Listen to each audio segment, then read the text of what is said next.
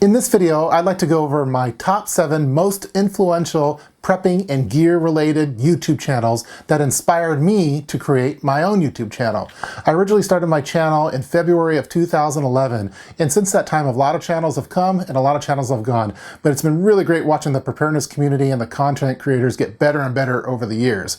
Before starting my own YouTube channel, I was kind of lurking in the background just watching a variety of videos from a variety of different channels, and there were 7 in particular that really inspired me to want to make my own YouTube channel. So for this video, let's go over the top 7 most influential prepping and gear related YouTube channels that inspired me to create my own YouTube channel. Let's get started. All right, these are in no particular order, but let's start off with number 1, and that's Analytical Survival. This channel was a huge inspiration to my own channel. The level of detail that Analytical Survival put into all of his videos and projects were just second to none. He's a former Green Beret, and you could really see that military background in all of his videos. He goes into an incredible amount of detail. Everything is extremely focused, poignant, he's well-spoken, great organization, you name it, he had it, and he's still doing it, and he's just been a great inspiration to my channel back then and to this day. So, Analytical Survival. At number 2, we have Element Survival, formerly known as Gwyn 1975.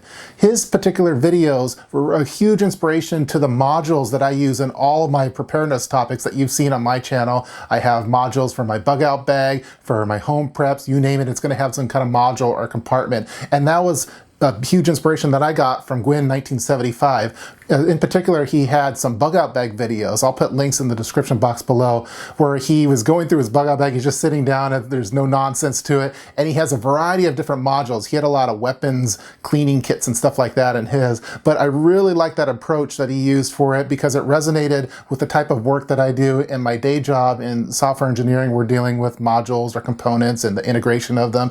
And that really hit home with me. And then I just tried to take that particular concept that he was using in his kits and use it in my own particular way for my kits. So again, I'll include links in the description box, but Element Survival, formerly Gwyn 1975, was the biggest inspiration to the modules that I use in all of my preparedness kits. At number 3, we have USNERDOC. So USNERDOC focuses on medical kits, and he's what really inspired me to channel my inner OCD to all of my preparedness concepts and projects, because USNERDOC just takes it to the next level. I remember seeing his emergency medical kit that he had in a Black Hawk roll, where it was very similar to the bug out roll that Canadian Prepper has now, but he had it so well organized with write and rend paper and color coordinated and labeling and you name it. Every single item had its particular place and it had a particular reason for being included in that particular space, and it was just really inspiring to me. I'm actually working on a review for one of his medical kits now, and so I'm really honored to do it because he was such an inspiration to me. His AMP3 medical kits are some of the best that you could get. They're top-notch medical kits made by a real doctor. So, and he sells those at a variety of different shows, SHOT Show, you name it, and he's a really nice guy. But USNERDOC, again, was a huge inspiration for my OCD. I got to talk with him actually a couple months ago, and we were talking about, you know, in a work setting like in software engineering, you don't call it OCD. You just say that, yeah, that guy's really organized and everything's, he has a great organization skills. But when you get into preparedness, then I guess you have OCD. But it doesn't really bother me. The organization and the OCD that he has for his medical kits are second to none, and they were a great inspiration to the way that I approach organization for my preparedness topics. So again, USNERDOC. The next channel that was a huge inspiration for me is Adam from Equipped to Endure. Equipped to Endure covers a lot of different topics: outdoor, canine training, prepping, survival, you name it. What I really liked about Adam when I was lurking in the background, just kind of watching his videos, was his overall temperament that he had in his videos. He came across as very level-headed and practical, which was something I wasn't seeing as often in the preparedness and survival community. Oftentimes, with a lot of people, they watch doomsday preppers and stuff like that, and they just automatically assume that every prepper or survivalist is zombie hunting, were afraid of EMPs and all sorts of stuff like that. Adam came across as very level-headed, family-friendly, something that companies would not be shy away from, just very practical oriented preparedness topics, and he didn't cuss, didn't go over anything that's controversial. It's just extremely level-headed, and I really wanted to mimic that on my channel, and I've tried to emulate Adam in that way as far as my overall temperament for how I talk, how I act, how I am in my videos, so it's welcoming to the widest audience possible. So again, Adam from Equipped to Endure was a huge inspiration to my YouTube channel. Adam also has a great tagline for the end of all of his videos that really resonates with me, and that's, if you're not always prepared, you're never prepared. And that's something that always stuck with me. I always want to be prepared, so thanks, Adam. The next channel that was a huge inspiration for me and probably every other YouTuber that does gear reviews was Nutnfancy's channel. I had never seen a tabletop review of a gear item before seeing Nutnfancy's channel, and he was doing gear reviews of knives, flashlights, multi-tools, you name it, and he would go into an incredible amount of detail for those videos. And it was really frustrating for me because he could do it all in one take. It takes me multiple takes just to get a couple sentences without saying and together. But Nutnfancy could do a 15-minute video on a flashlight, one take, and talk about a variety of different topics with regard to his personal preference, how it could be used in his systems. And what I really liked about his videos as well is that you could tell that all of the gear that he tested was heavily used. So he didn't just do a review once it arrived in the mail, opened it up, read the specs, and then did a review of it. He actually used it out in the field for an extended period of time, sometimes more than a year, and then he would do the review of it. And I've really tried to emulate that with my gear reviews to really test out a product before vouching for it or even doing any kind of review for it. Really test it out and not just read off specs from and do an unboxing and stuff like that. You never saw Nutnfancy doing an unboxing video with wrappers and things like that. All the gear reviews that he did, the item was heavily worn and it had seen some bumps and scratches, and then he did the review. So I really like that. I was also super inspired by his urban survival kit that he did. Most of the other YouTube channels back then, no one was really doing anything urban related.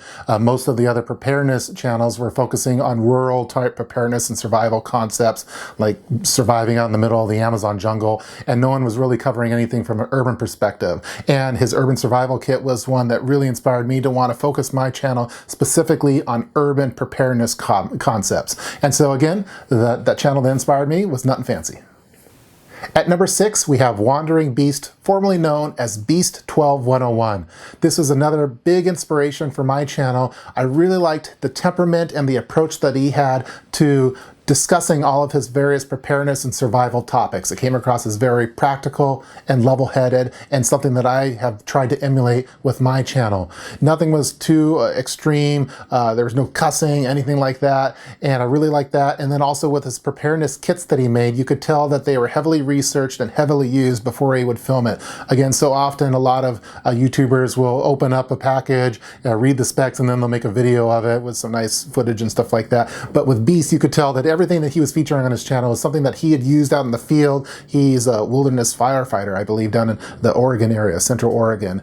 And you could tell that all of the items that he used in his videos were heavily used, and they were worn and torn. And so he could really vouch for those items, and I really liked that.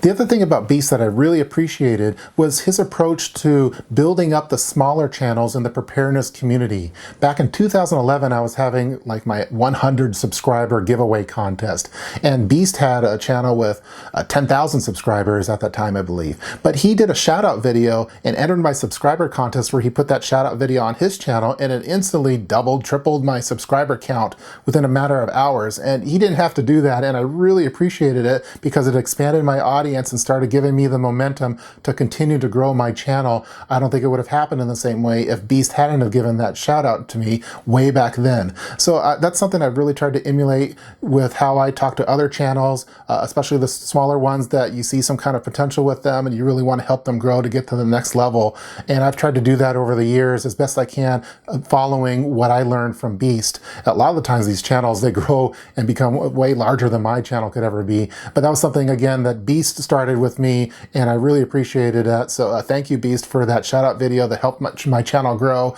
back in the early days when it had a couple hundred subscribers. And that's something, again, that it really resonated with me and something I wanted to emulate. So again, Beast 12101, now known as Wandering Beast. And at number 7, we have RoscoeBa. So for me back then, RoscoeBa was must-watch YouTube videos because of the quality that she put into her backpack and sling bag reviews. There was a lot of people doing backpack reviews back then, but they would have it from a far away angle and they just kind of open it up, one take type stuff. RoscoeBa really took the time and effort to really showcase the various pockets with close-up views of the zippers, of the openings, with good angles of it, good lighting, and that was something that I wanted to emulate with my videos with regard to the importance of getting those close-up shots that you don't get from just looking at a product from the product detail page like on Amazon, for example, just to give you that level of detail that you otherwise wouldn't get besides having it in a YouTube video. RoscoeBa was a huge inspiration for me for how to film my review videos of gear. So not only for backpacks and for sling bags, but other gear items, the close-up views of flashlights, various tools, you name it. That was something that I was inspired by through RoscoeBa. So I'm going to put a link to her channel in the description box below. Again, they were must-watch videos for me, and I'm really thankful for her for the level that she did for that. And I've written her, this is a long time ago, probably in 2011 or 12, and I've thanked her in the past, but it's been a long time since I thanked her again. So at number 7, we have RoscoeBa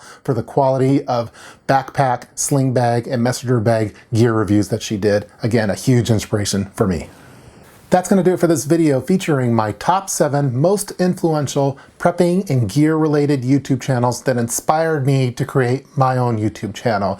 Again, special thanks to all of those channels for the inspiration. Thanks for watching this video. I'm going to include links to all of those channels in the description box below.